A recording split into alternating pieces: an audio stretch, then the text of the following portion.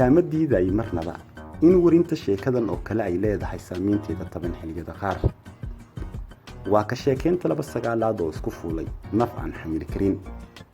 tan hore waa 9 sano oo xigeen ka ahaa hoggaanka ciyaaraha dalka sanada uu tacbiyay saaxiibtinimo iyo wada joog wanaag si uu xafiiska ugu sii fadhiyo muddo dheer iyo talabaad oo 9 bilood oo si ku meel gaar ah uu hogaaminayo hoggaanka ciyaaraha Soomaaliya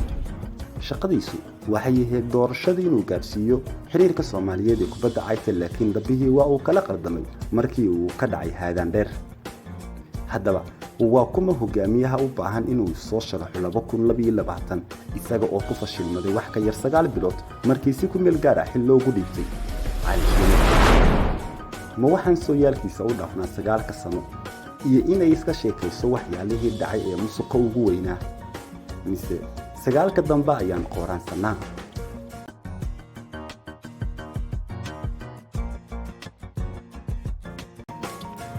marka laga tagay inuu ahaa askari ciidanka booliiska ka tirsanaa bari hore haddana waxa uu ahaa qaatilkii ugu weynaa iyo wiidaagii dheeraayay Cabdiqani Saciid Carab isaga ayaa maamulayay xafiiskiisa ayaana gacanta ku hayay howlaha shaqo ee gudaha dalka Soomaaliya ee kubadda cagta sidaa marka aan leeyahay garo waxa ay ahayd oo kaliya riyo in uu maalin hogaamin doono wafdi dalka Soomaaliya oo matali doonana kana qayb qaadanaya shirar ka dhacaya dunida daafaheeda kala duwan loogana hadlayo kubadda cagta waxaa la fuliyay mashaariicdii ugu waaweynaa waxaan la qarash gareeyay dhaqaalihii ugu badnaa markii akoomada qaar ay lacagtu qaadimaysay musuqmaasuqii oo gaaray meeshii ugu saraysay isla xisaabtankii oo ludan iyo xafiisyadii qaar ee xiriirka kubadda cagta oo irdaha la iskugu dhuftay markii dadkii loo adeegi lahaa ay gadoodeen waxay qayb ka yihiin diiwaankiisa qaraar ee 9 sano budgetkii garoonka jaamacadaha oo wajiib badan lahaa waa iridka ugu weyn ku furin karaya cali mar walba oo la soo xasuusto 9 sano ee uu hoggaanka ciyaaraha Soomaaliya ku xigeenka ka ahaa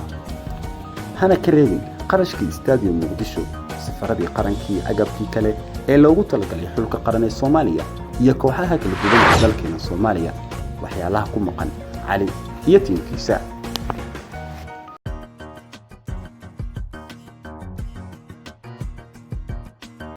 9 bilood ee uu hoggaanka ku meel gaarka madaxda u yahay qof walba uu ka dharagsan yahay wixii dhacay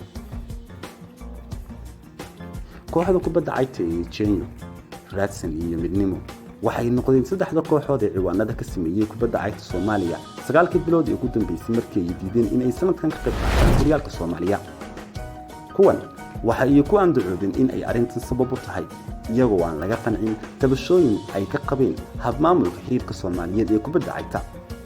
waxaa la wariyaa inay ahaayeen kuwa aad u doonayay in hoggaanka ciyaaraha Soomaaliya doorashadiisa si degdeg ah lagu qabto laakiin xiriirkan oo u baahan musuq in uu geysto xilligan lacag badan oo ku dhuna doorashadan ayaa arrintan kaga soo horjeestay arrinta ugu weyn waa baahintii TV-yada mowduuc si qaas ah ugu baahan in laga warmo waa arrintan TV-yada iyo xiriirka Soomaaliyeed ee kubadda cagta hadda xaaladda ka dhaxaysa kooxdan ku meel gaarka ah ee ciyaaraha Soomaaliya waxay dalbadeen lacag gaaraysay 30 milyan si ay ugu ogolaadaan TV-yada Soomaaliyeed ee ciyaaraha baahinta ciyaaraha Soomaaliya astaan asal 24 iyo Muqdisho Cable ayaa diiday dalabka ka yimid xiriirka ku meel gaarka ee ciyaaraha Soomaaliya taa ayaana sababtay in waqtigaas wixii ka dambeeyay aysan wax ciyaar ah taginin wax ku dhow 3 bilood Soomaalida caasimadda ayaan xitaa sidoo kale la socon horyaalkii dalkooda la sheegayay in lagu ciyaarayo gudaha caasimadda Soomaaliya xaaladiisa haddaba diiwaanadan oo ah kuwa kooban waa qayb ka mid ah waxyaalaha loo diiwaan geliyay Cali Shiine 9 bilood ee ugu horeysay oo lagu daray 9 sano ee uu ku meel gaarka ka ahaa hoggaanka Soomaaliyeed isagoo hadda raadinaya 4 sano inuu noqdo hoggaamiyaha ugu sareeyo ee ciyaaraha Soomaaliya haddaba codkaaga saaxiibtaa wade ma ku taageeri lahayd Cali si uu hore ugu socdo mise waxa aad rajaynaysaa ciyaaraha Soomaaliya in isbedel uu ku dhaco si ay u guuleystaan